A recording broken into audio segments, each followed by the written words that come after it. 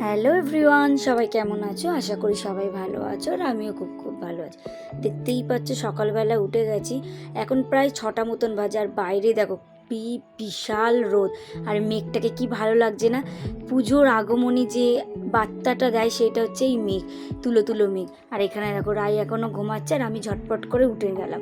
বাড়িতে প্রচুর কাজ, সবাইকে তাড়াতাড়ি উঠে যেতে হবে, এই জন্য আমি ফ্রেশ হয়ে কাজে লেগে পড়লাম। স্নান করে সুন্দর করে পরিষ্কার পরিচ্ছন্ন হয়ে চলে এসেছি আমি রান্নাঘরে। তো আজকে কি আছে চলো তোমাদের সাথে সেটা শেয়ার করব। জানোই তো আজকে হচ্ছে জন্মাষ্টমী, তোমাদেরকে জন্মাষ্টমীর অনেক অনেক শুভেচ্ছা।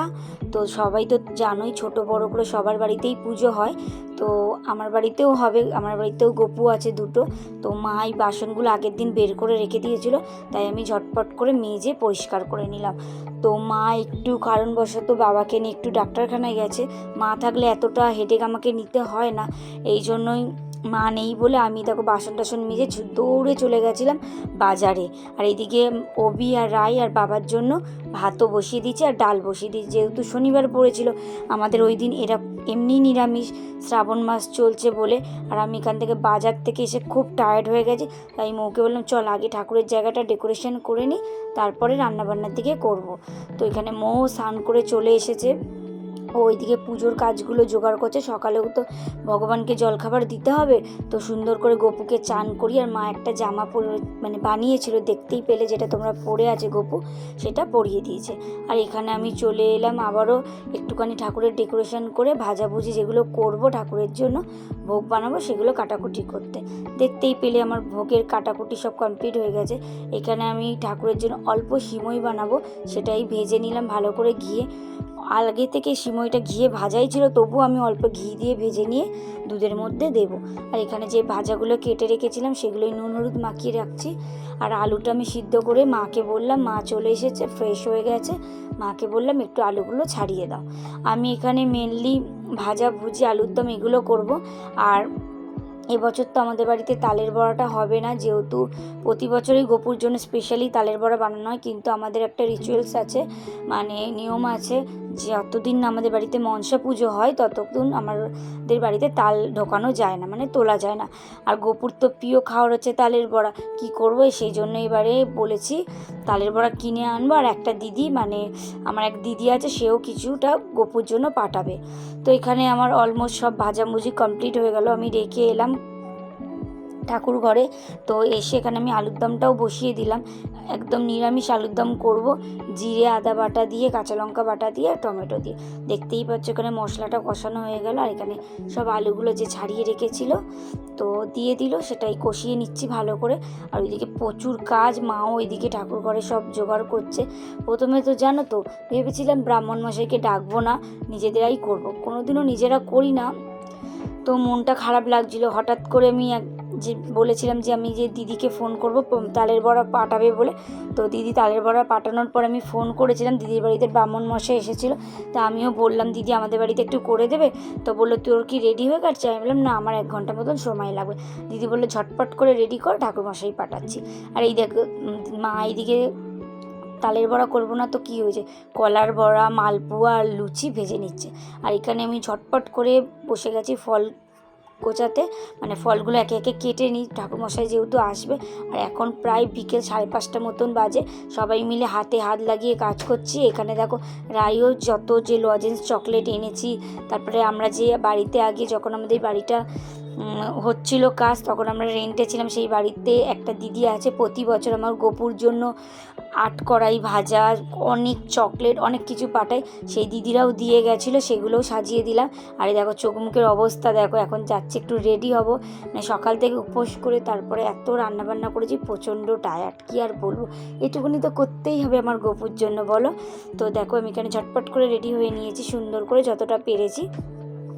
তো সেই দেখছি আমার ঠাকুরমশাই চলে এসেছে, তো উনি ওনার কাজগুলো করুক, উনি গপুকে স্নান করিয়ে দিলে আমি ওর যে জন্য যে সব জিনিসগুলো বানিয়েছে সেগুলো একে একে পরিয়ে নেব।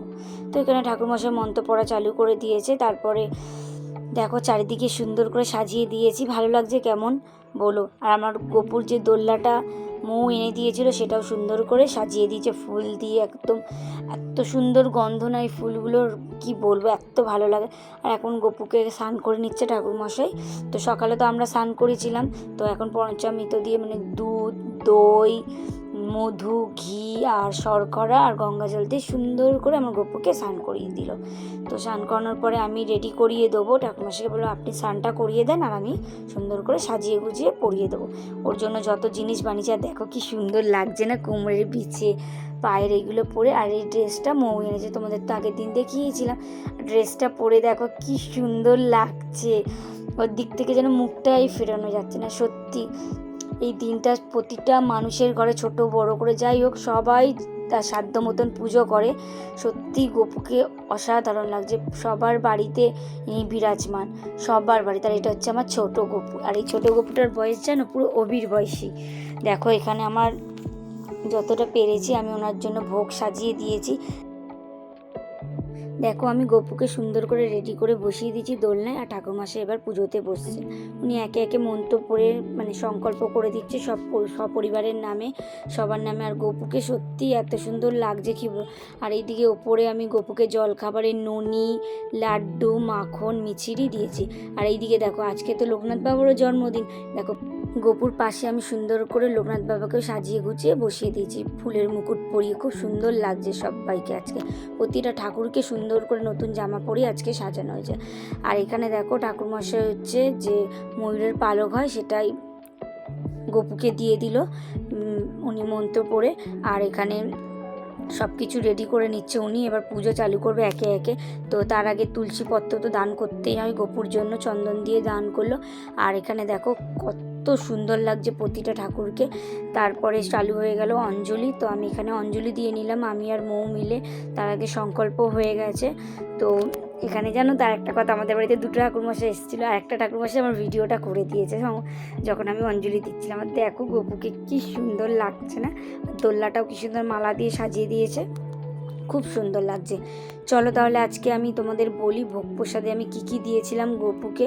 আর দেখো আমি দিয়েছিলাম 7-8 রকমের ফল, নান 11 রকমের ফল দিয়েছিলাম, তার সাথে লুচি, আলুর দম, সিমইয়ের পায়েস, কলার বড়া, তালের বড়া, মালপুয়া, তারপর হচ্ছে নানা রকমের মিষ্টি, দই, যা দিতে হয় মোটামুটি আমার সাধ্য মতন গপুকে আমি সাজিয়ে গুজিয়ে দিচ্ছি। চকলেট, খেজুর, বাদাম সব কিছু দিচ্ছি। আর এখানে চালু হয়ে গেল আমাদের আরতি। তো এখানে গপুকে সন্ধ্যা আরতি করে দিচ্ছে, একদম সন্ধ্যাবেলায় আমার বাড়িতে পুজো হয়েছিল প্রায় 6টা মতন, 6টা থেকে 6:30টার মতো।